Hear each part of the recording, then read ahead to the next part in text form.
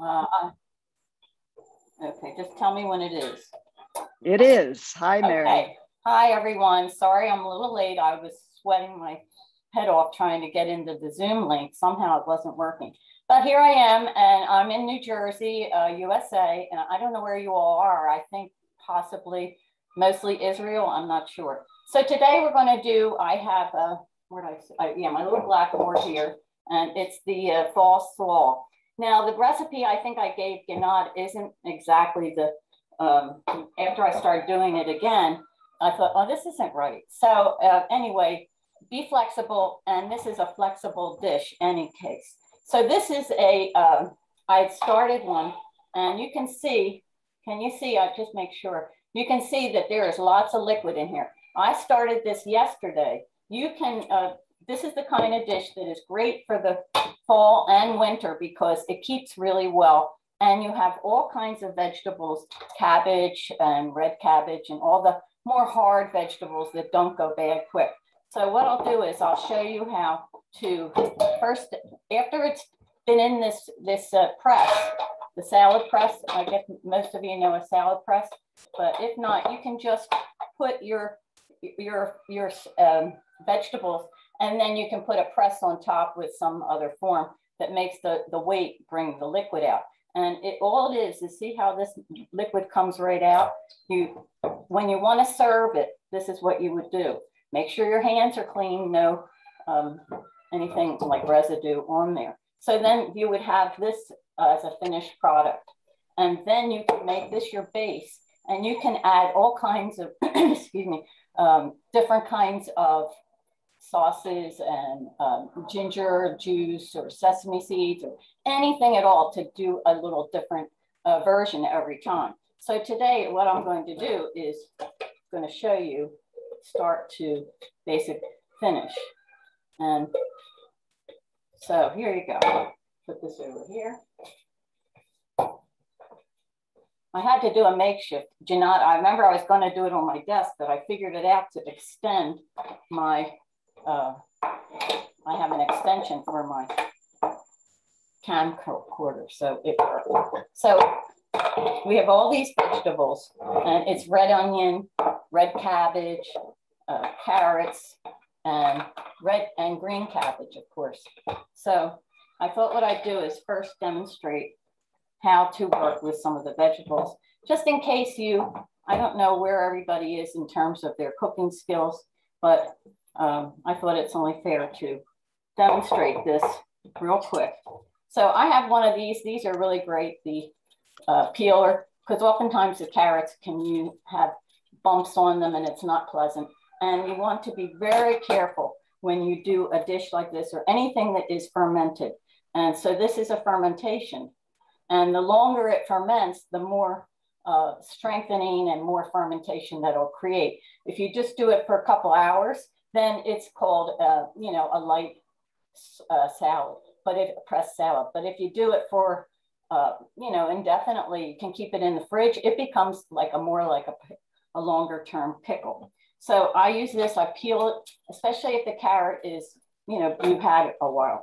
And then you want to make matchsticks, or you could even do diced. But if you do diced, it doesn't keep as well. This way you have, this is my red onion, and I'm just going to do really thin half moons. Now, I think I have to bring it down so you can you see this? Yeah, okay. So it just real thin half moons. And that would be something I would start first, and also make sure that it is, first you would do this with its own salt. And because onions have that element that makes, it makes your eyes water, that type of thing. You don't want that in the rest of the salad because onions grow above and below the earth. So they have strong components. So now just put a little bit of salt. And the salt is something that you want to adjust, but you do need more salt for a dish like this so that it'll keep. And you want to be very careful when you do these kinds of dishes. Is like for me, I have to wear my glasses because I'm not being able to see as well, getting older. And so now there's the onions. Oh wait, here, can you see that? These are the onions. And I'm just gonna let them sit for a little bit. You can press them if you want, but they'll do it by themselves. Then the reason why when I'm gonna get back to the glasses is because if you don't look very closely at these vegetables, they can have some kind of mark on it. It's a beginning. See, this one has a little going bad, and you do not want that. And you just want to be so careful about what you put in your food. And a lot of people, I noticed when I cooked with a lot of different people through the years, they would be putting things in the dishes that, had rot in it. And you don't want that, because once that's in there, it will go all the way to the rest of the vegetables. So that's something to think about. So now, can you see this? I hope you can. I'm trying to make sure. So you want to do this very thin. And this is the celery. And just go back over it with your hand. Make sure you keep your fingers out of the way so they don't get cut. Can you hear my rooster? Yeah. Sorry. So now I'm just going to put that in my celery. And then here is the carrot. Carrots are a little harder. It took me a long time to do carrots. And you want to cut it the way it grows. So a carrot grows, up like this. This is the bigger part where, the green comes out, and this is the root. So you want to cut it, you start where it grows. So it's growing up. So I'm going to go this way. It's just kind of the energetics. And it also makes it easier to cut. And if you can't see something, please tell me, because this is my first Zoom instruction class, or whatever you want to call it. Then looking good. Oh, looking good. Oh, thank you. So then you want to fold them down, and these are they run away with you. So you want to hold that down so that you can still get those thin slivers. Not easy. It works very good on burdock and daikon, but carrots, especially when it's a little carrot, it kind of jumps away from it. But you get the idea. And you want to be very careful. Don't cut yourself. In the kitchen, I generally would burn myself more than cut myself. I don't know which is worse. But in any case, that is this one. And then put that one in. So we did the red onion. And here's the cabbage.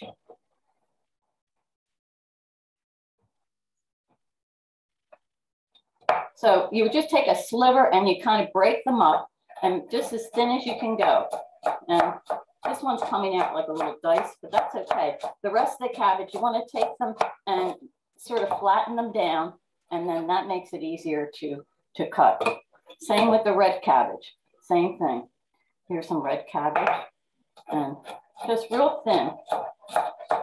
Such a beautiful color. And if you want to make red cabbage with like anything red, like such as you can use ume juice. Ume juice makes everything come out real pretty. Radishes, red radishes is what I was thinking. Now I'll show you. So then you would just, these are the cut ones that I just did. And so here's a bunch of them. This is the celery, all cut, right? Carrots, all cut. And your red cabbage.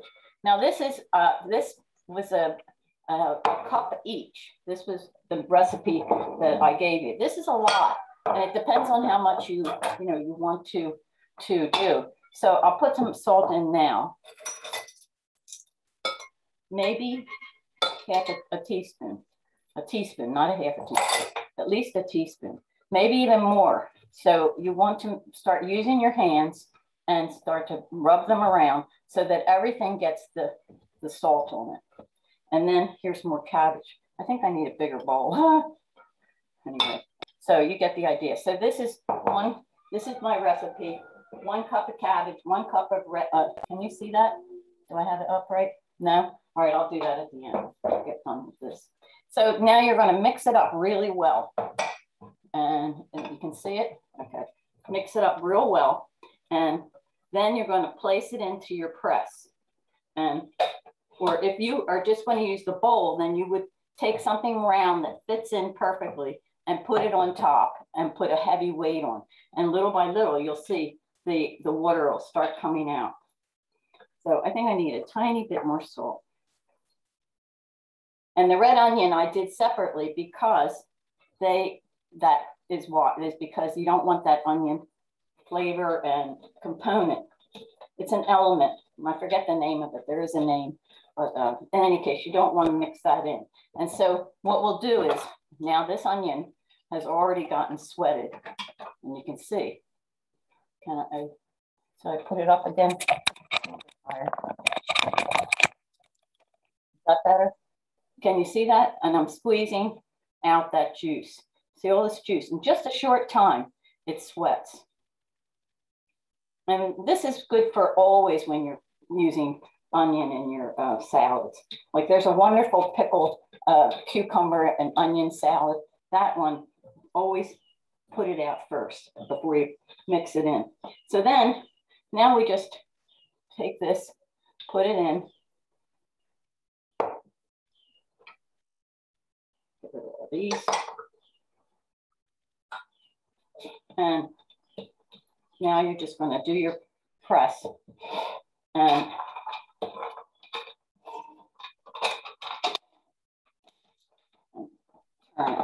these are great because they really work. And it keeps the air from getting in as well. So here it is. You see this, right? Yeah. Now, we also have apple to put in. And you can put in walnuts. So I toasted, oh, geez. I toasted the walnuts, clumsy me. And these are a 1/4 cup each. So these are toasted in the oven. And I'll get rid of all this. Sorry about that. A little klutzy. And so I'll put this here. And so then what we do is you're going to cut the walnuts and chop them up. I had them all chopped, but they went all over the table. So we won't use that. But this is a 1/4 cup. You can use as much as you want of anything. It's a real flexible dish, but it works really well for adjusting to the fall season. And then you have a meal in your fridge at all times to help you out, to fill in, with your meals, and it's ready to go. And then you can change it anytime you want because you want some variety. So then I put this, after the slaw is at the level where I squeezed it out, and then I add the walnuts because they kind of get soft, and this way they're nice and they give you a bite, and they have a nice taste, and they're not mushy. And that's what you want. You want a little bit of crispiness in this dish. So that's, you can chop them as much as you want or have them a little bit bigger, but roasting them lightly for about 15 minutes in the oven. I use 350, it's a standard thing, but you can do it at a lower one if you want. And so then also I have celery seed, and that gets added too. Now we'll add that now, and I'll just do all of this. There's celery seed, and that makes a nice flavor too. So, okay, any questions? Did anything want to continue on? Any questions? Here we are. No? So, and then we have our apple, and we'll slice up the apple. Mary, can you repeat the recipe to Ginat so she could post it to us? Okay. Thank you. I have it right here. On the computer. We need it on the computer. Hang on. How's that? Yeah. I'll read it to you real quick. Okay, it's 1 cup of cabbage 1 cup of red cabbage, 1 cup of one diced apple, which is, your whole apple you can use, 1 small red onion diced, and 1/4 cup of roasted chopped walnuts, 1 teaspoon of celery seed, 2 carrots slivered, and 1/2 cup of celery. Now I put celeriac in that original recipe, and is it jumping?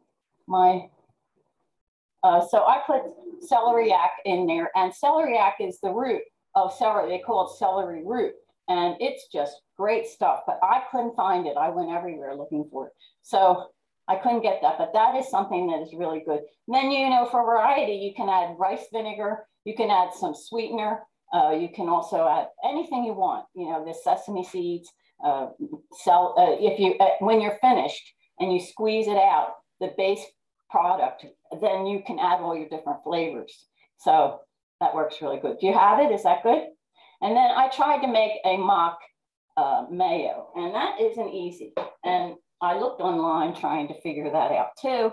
And I just didn't come up with something that was really worthwhile. There, is that better? Yeah. So we would put apple slices or diced apple in there too, and that gives it a really refreshing flavor with it too. So that's pretty much it for this recipe. Now, we were supposed to talk about meal planning. You want to do that now? Sure. Okay, so you see this recipe is basically done. It'll sit in the fridge, and you can use it anytime you want. You just pull it out, squeeze out what you're going to use, and then add your different flavorings. See? Okay, I hope you oh my goodness, I'm becoming a comedian. So I can take you into the other room. It'll probably be easier to sit with you to talk our different subjects. So we're going to go into the other room. Make it easier.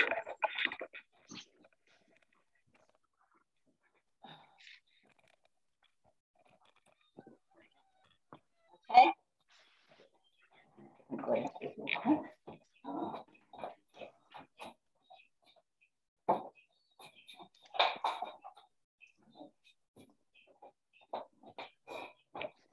All right, well, we're going to talk about some kinds of working with meal planning. And what I end up finding myself doing now, I live alone. Used to cook for a lot of people. I used to cook for a living. I had 2 restaurants, and I used to do a lot of big meals, for dinners that we would have for the lectures and all that. So I was used to cooking with these big pots of pressure cookers full of rice. And now and then I had a family, my kids, and always had people around. So it's kind of an adjustment when you live alone to cook for yourself. So I don't know about all of you, but it can be daunting.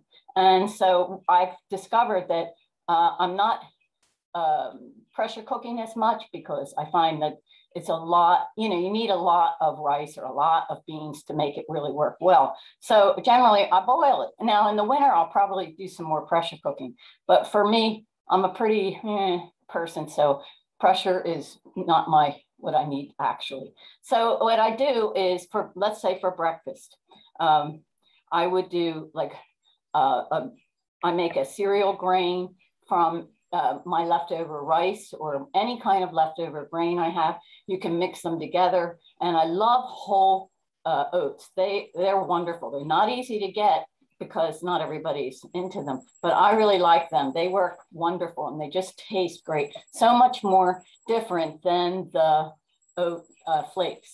And so that is what I would do. Also in the summer, I like to have melons and different fresh fruits. And I make cornmeal, and I have a grain grinder. I don't know if anybody does, but that really, really works to have a grain grinder, because then you can make all of your own flours. You can even grind the beans and seeds depending on the machine. So I'll make cornmeal. I also make cornbread all the time. You can end up with pancakes, waffles, and crepes. And then you can use your fruit sauces, or Then you could do like for lunch, if you want, you can do a savory pancake and put like mixed tofu or beans and make sauces on top with like a brown gravy. There's just so many things you can do to make your meals stretch. And I find in the winter, it's wonderful. My climate has 4 seasons. So I will take the grain and like I have like a place out under my porch where I can not have to put it in the refrigerator, because rice doesn't like the refrigerator. It doesn't seem to do as well. But anyway, there's lots of things like that you can do. And then when you have lunch, you can do sandwiches, healthy sandwiches. You can also do veggie patties. You can do your tempeh, and all of these dishes you can have set up that when you go to cook in the morning or whenever you decide, oh, I'm going to cook today and make some food for the week, then what you'll do is you will make your tofu, do your whole package of tofu. That way you're not wasting the heat of the oven or the stove, and you can just get it all done. And then what I'll do is I have a cast iron pan that I use, and I use it probably every day. And it's so nice and seasoned, nothing sticks to it. And so get yourself one of those and have it around, and it makes it like I don't even use a toaster anymore. I just put that on my burner and put, if I want to use toast or bread to toast it, I'll just put my lid on top, and there you go. I don't even need a toaster anymore. And because toasters make everything dry. And anyway, then if you do the tofu or the tempeh and you make it ahead, then it would be really good to make sure you have like a soy broth or a miso broth that would keep it seasoned and also be able to store it well, because otherwise it won't keep well. And everything should be covered in that broth, so it wouldn't, so it doesn't go bad. Because the air will make it go bad. And sauerkraut, that's a great food to have around all the time. And you can use that like on top of tempeh and then broil it real quick, or with onions. It's wonderful. You can make noodle dishes. And if you have your leftover udon, you could make baked tofu with udon or soba. And that really works well too. And so with dinner, like it's really great to have a set of beans that's all cooked and ready to go. And when you make your beans, you want to make sure that you soak them. I usually soak them maybe no more than 8 hours, because it can start getting like a little past. But my grain, I tend to now notice that it works better if I do it overnight, a little longer. It doesn't seem to ferment, and it makes the grain start to sprout. It like brings the life out, that raw, fresh life. And then, but when you put it in just cooking it directly, you kind of lose that. And also when you make your beans, you want to use a piece of kombu and let it cook and boil and bring it to a boil and skim off any foam that you notice on top. This is that brown. It's not brown. It's almost like a grayish charcoal color. And you want to skim that off, because that's kind of what makes the beans gassy. And it's just an element you don't want. And what you do is you do not stir. You bring it to a boil, let it get real foamy, and then you skim off the foam. And so then when they are cooking, then you slowly lower the flame as they start to get starchy. Because if they cook on a high flame and the starch has already come out, then you're going to have a sticky bottom, because the starch is what will burn. It's like the sugar, right? That's when I sweat. I get a sticky bottom. I like that. That's funny.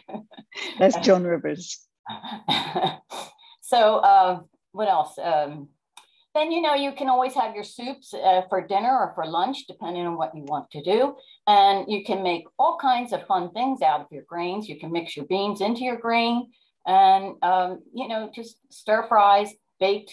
In the winter, you can do all kinds of baked dishes. And if you're going to have your big squashes, they're really hard to cut, then bake a little bit first and then start cutting it. And that way, a lot of people I've watched in the supermarket, they'll say, oh, I can't get those because I can't cut them. But if you bake the whole thing first, then it's easier to cut. Now you'll end up with a different, but it'll, even if you just don't bake it till it's totally soft, then you can at least cut through it and have it any way you want. So I'm trying to think anything else I can tell you. You just, make sure things are seasoned So when people say, oh, I don't use salt, but you're cooking with soy sauce, better to cook first with a little bit of salt and then use your soy sauce or your meat, any of your seasoning as a seasoning and like at the end. And you don't want to boil any of those fermented sauces, soy sauce or shoyu and miso, because once you boil it, then you won't have the life that in the enzymes. And so that's important too. So how much time do we have left? It's 8:30. So like 15 more minutes, is that right? Mm-hmm. If people wanted to talk about the COVID, is that right? Right. Yeah, I had gotten COVID and I didn't know I had it. And I'm a flight attendant by keeping the wolves away. That's what I do. And I'm trying to get away from that because it's no fun anymore. And it's very difficult on the airplane. And we have to wear a mask, sometimes 10 to 12 hours, depending. And so it's very difficult. You have to wear a mask going through the airport, and you're constantly around thousands of people. And I mean, literally thousands, because in one day I can see, if I count up how many people we had on the flight, if we do 3 flights with almost 200 people, there you go, 600.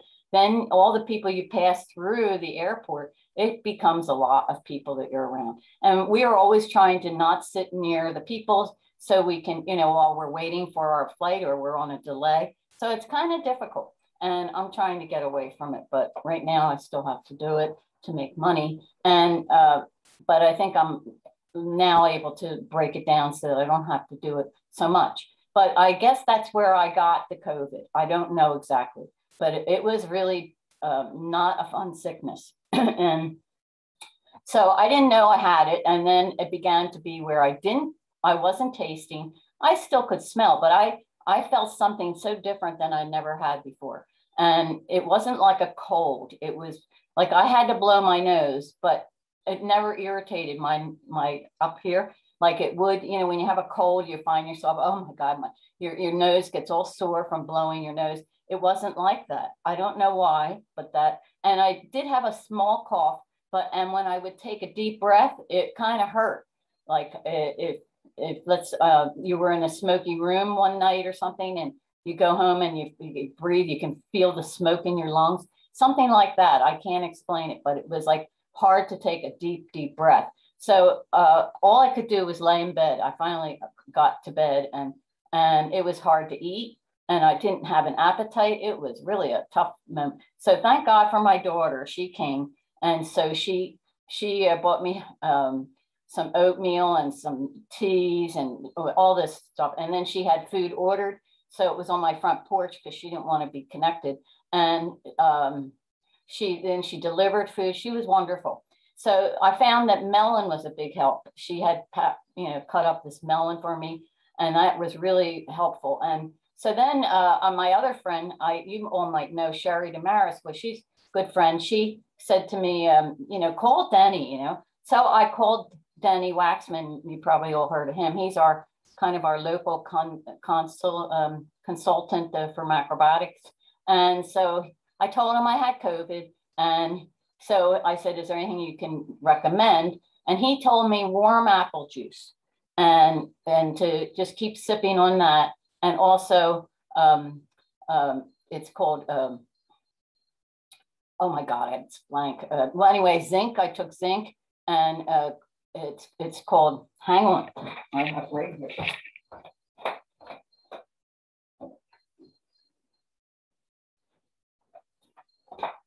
Quercetin. It's called quercetin. This is what it is. And so I quickly ordered that, and I put that with it. It's called quercetin. Can you see that? Yeah. That and zinc and vitamin C. And it really did start to help me. And it took about 3 weeks before I began to feel pretty much myself. It was almost like I forgot how it felt. And I thought about that later, because I think if you think about yourself when you're not sick, you can do everything without having to think about it. And this was, I couldn't even remember what that was like. It was a weird illness, and I was very, very weak. very weak. I mean, it took all of me to get up, go to the bathroom, get back into bed. And it was hard, but I think, and then eating well, I was eating very well. I was eating cereals and not eating anything junky, which I don't really do anyway, but I think having the microbiome being in a healthy way and fermentation is so important. So I was doing a lot of that, the fermentation foods, and miso soup became too strong. I didn't want it. So I kind of stopped that. And I talked to Denny one more time and he said, yeah, just stay away until you want it. So anybody have questions? Anything? So do we understand that you wanted melon and you apple juice? And so do we understand it as a yang condition, even though you were so weak? That seems very yin. Well, yeah, it is a very young disease. And that's why when I talked to Ed Esco, he gave a lecture on it. And I think it's a very young disease. That's why I think a lot of the people that were in the beginning of COVID, that whole meat industry, all those people got real sick. And yeah, it had to, like what was coming out of me was what I was craving. And two other women that are into macrobiotics, they said the same thing. They were one woman said she craved meat, but she hadn't been, I think she's like 10 years. I haven't eaten meat in over 45, 46 years. I can't, every time I have to count it up again. So I stopped very early and I don't miss it, but that could have been why I don't know, but my discharge was constantly blowing my nose. I must have gone through so much tissue. It was amazing how much I blew my nose. So something was coming out. And then I craved dairy. I could go for it. But, that was what was coming out, I think is why I was craving it. Now, I'm not sure of that, but I kind of. So those are more yin symptoms than to be discharging through your nose, craving dairy, that weakness, all of those are yin symptoms. Well, it's kind of like the opposite is coming out. And I mean, I think it definitely is a yang type of disease. It was debilitating. And in a way that not is in an yin way, it was a very powerful, it really pushed me down, put that there. It knocked me off my feet. I literally was knocked off my feet. And to me, that's not yin. And yeah, and so the yin is what brought it out. The apple juice, the melon. I mean, I wasn't eating that only. I was eating other, grains and different things, but I wasn't eating a lot, and I lost weight too. And everyone noticed it, but it's okay. I'm the weight I used to be when I was younger. So do you have a sense of, as a macrobiotic person, still seeing all of those thousands of people daily, your immune system or whatever wasn't strong enough to be able to battle keep it out? Yeah, I think. Battle. Well, I think I think I was able to do it for quite a while. And when I first became a flight attendant, people said that other you're going to get sick, and I did. And I think it was because you're dealing with a zillion different people's breathing and stuff, and the airplane. Even though the airplane does have very good air circulation, it's still, when you're around that many types of people. And it just caught up to me. So I just had it in July is when I got it. So I've been flying for all those times and I didn't get it before. And when I first was a flight attendant, I ended up having a sickness, and then I got, I was fine. But I always wash my hands on the plane. I'm not big on using those bacteria hand things. They say they're not real good either, but I would wash my hands and keep myself clear. And a lot of people like to hug, and especially the flight attendant crew people. And so I would be careful with that too anymore. But I remember getting really close. One girl, I think she kissed me, and I thought back on that. I wonder if that had anything to do with it. I was like, because I wasn't big on the, just, oh, hi, and everybody hugs, and then they give you a kiss, and I'm like, oh,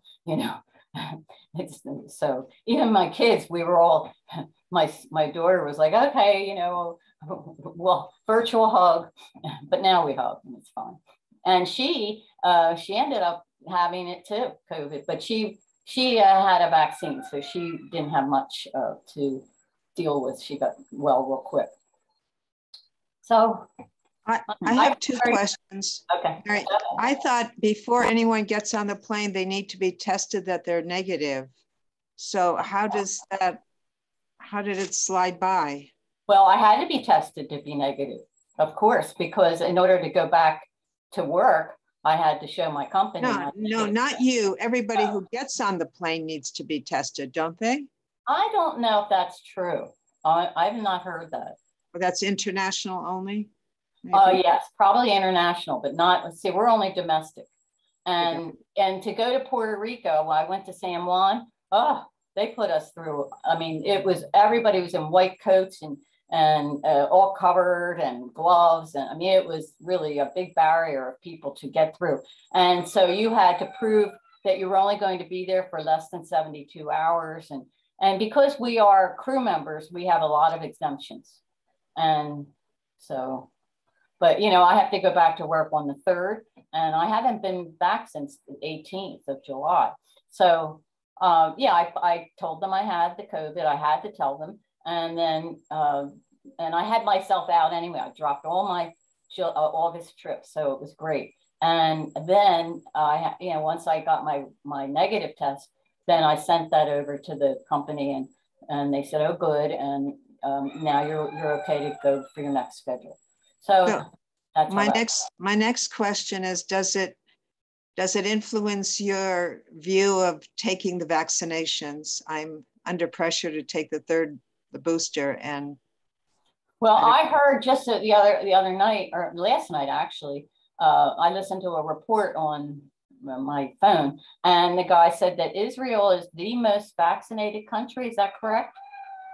It could very well be, but the question is, should I go ahead with the booster or not? Oh, I can't be the one to tell you that. No, but your thoughts about the vaccinations. Oh, well, I don't know if that's a good thing to post, because this will go on YouTube, and I don't want that to be out there. You want to privately talk to me, I'll be happy. Hold on. Yeah. Okay. Hold on just a minute. Let's pause the. Oh, that's fine. Anyway, to mask you up is a real controlling thing, and these masks don't even work. I mean, they can't even give you the science that they work. When you see the virus can even get through, and you see most of these people wearing these funny little scarves, and I mean, it doesn't work, but it makes everybody feel better. And it's crazy what they do on the airplane. They're like these police, but put your mask on. And did you see a man shot 3 times? He shot a guy in the store because he didn't have his mask on. I mean, it's crazy what's happening to people. Yeah, that's crazy. It's crazy, yeah. So, well, I don't know what else to say about that, but trust your body and take care of your body and make it strong so that it can withstand all these things that are coming. Life is very threatening around us, everywhere you go. And you have to be really careful about taking care of your body and what you put in it. And because there's consequences to everything. I had a restaurant, and this woman came in, and a lot of people would have cancer, and they'd come and want to eat, and they'd say, oh, the counselor told me that I can't have this and I can't have that. Oh, and I can't have, and it was all this can't have. And I said, wait a minute. I said, the whole macrobiotics isn't about what you can have and what you can't do. It's more all embracing. And you just have to take the consequences. If you want to have ice cream, that's fine. Go have it. But if you eat it every day, you're going to have a problem because it's too much. Your body can't handle that. But a treat here and there, or, when I was raising that little boy that I had, my mother took us out, and we went to this Easter event. And so everybody gave ice cream to the kids. Well, I had never given him ice cream. I think he was 3 years old. And she said, oh, let him have ice cream. Oh, you're mean, she said. And I thought that was so funny. So I let him have ice cream. But, once they have that, then they want it forever. They want candy and sugar, and it just isn't good for them. and you know, these vendors don't care. They don't care what, you know, happens to your kids. You know, eat all the dyed candy you want, you know. Anyway. So Mary, first of all, I want to thank you. First of all, I want to thank everyone because we had this internet problem and we lost our whole first hour.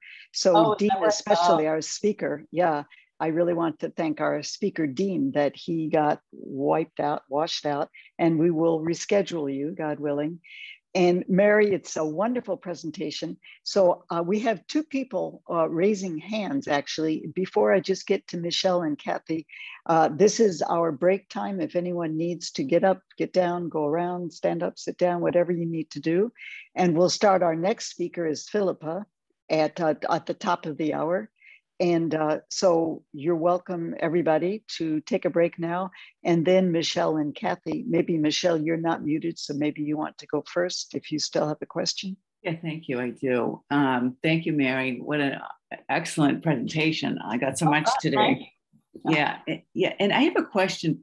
I think our community just lost a really great person because of he traveled a lot. I heard that had a that affected his microbiome, and he had problems. Well, I don't know how explicit I could get, but there was you're talking about what's his name? Warren Kramer.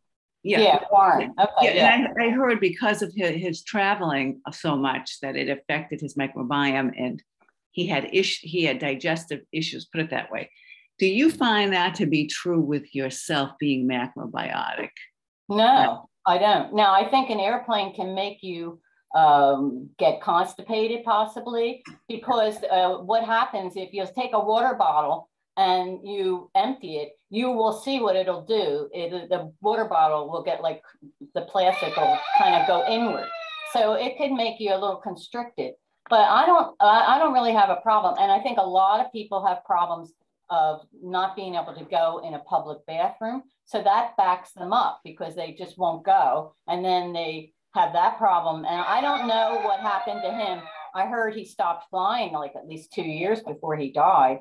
And he traveled too much. Yeah, but I don't know all the circumstances. And my feeling is that possibly he had something that was underlying and going on for probably maybe a longer time than it went before it showed its ugly face. Because cancer is it's a very, very, my husband died of cancer and I watched that develop, and it took him 4 years of going through treatment, and he died. And it was a very sad thing to watch because he started getting tired. And I said to myself years before he died, I said, I bet he doesn't live through his 50s. I said it to myself. I never wrote it down, and it was what happened. And because he didn't eat right, he'd get up in the middle of the night and eat, cheese sandwiches. He didn't eat meat or anything, and he'd eat what I cooked, but he wasn't big on, the macrobiotic practice. And I don't know what Warren did, but I mean, so many people fly, and crew members fly a lot, and a lot of them are very healthy. I mean, surprisingly, they're very conscious. A lot of them eat chicken. I find that that's a big thing that most of these people that aren't they're into health, but they're into going to the gym, and they do like smoothies and all these drinks and stuff like that. And that's their concept of health. But I don't know what Warren did, and I wouldn't blame it totally on flying. I just wouldn't, because I don't experience that. And I mean, I'll get you're tired after long flights and all, but I recover pretty quickly. Yeah. And it's not a bad job. It really isn't, but you're flying a lot and you're up in that radiation too. It's another thing. Oh, thank you. Yeah. So. And Kathy, if you want to ask a question. Well, actually, I want to make a comment in response to a question that came up. There's a question about how does a plane know, or do they ask you about your status for COVID? And I just was recently on a plane from New York to Albuquerque, New Mexico, and back, and I was on JetBlue.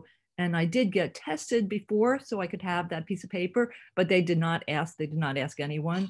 And on the way back, same thing. I didn't have to provide any kind of proof of my status at all. I was a little frightened about it, but it seemed to be pretty good. I was in a middle seat between two other people, and it was, you know, about 4 or 5 hour flight. And I had my mask on the whole time. I had a very N95 one, and I recovered, and nothing happened to me either way. And I'm around here to talk about it, disease free. So I would say, from what my experience was, they're not asking. No, and I I actually talked to a few neighbors who had the same experience, and that they're not asking. Yeah, I think it's more international where it's become questionable. I don't know though. it could be. Yeah. But you hear people, they've been flying all over the place. And we just talked to a woman she's from Italy. She says, oh, I go back and forth all the time. No problem.